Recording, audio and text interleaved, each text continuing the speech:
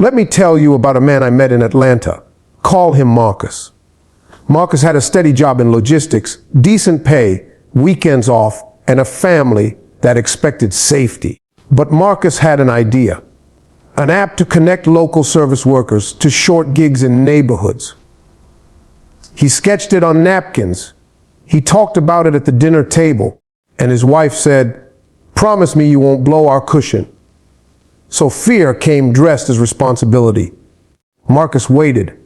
He waited until 2 promotions later, when life felt heavy and his idea still lived on napkins. One day the company he worked for restructured. Marcus lost his job.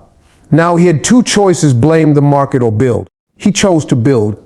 He borrowed from a cousin, coded late nights while the kids slept, pitched at every small meetup, and failed a lot. Bugs, investor rejections, embarrassing demo days.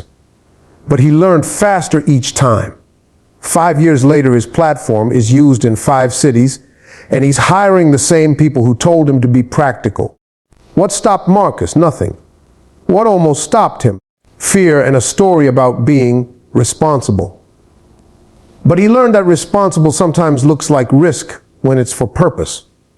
That's American grit. Rebuild, retray.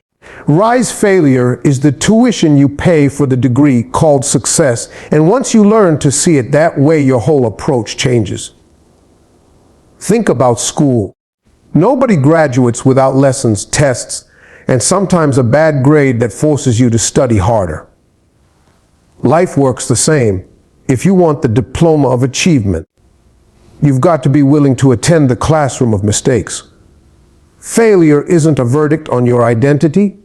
It's a receipt that proves you invested, you tried, and you learned something real. The smart person treats each setback like a teacher. Take notes, adjust, and show up the next day with a better plan. When the mobile app crashes, that crash teaches the coder what edge case to fix. When a speech tanks, that silence teaches the speaker what to edit and which stories actually land. The difference between people who stop and people who finish isn't that one group never loses. It's that one group refuses to be defined by the loss. They catalog their wounds and turn them into wisdom. Practically, this means failing forward. Don't chase perfection, chase progress. Run small experiments, test one idea, measure what happens, and then refine. That's how cheap failures become affordable tuition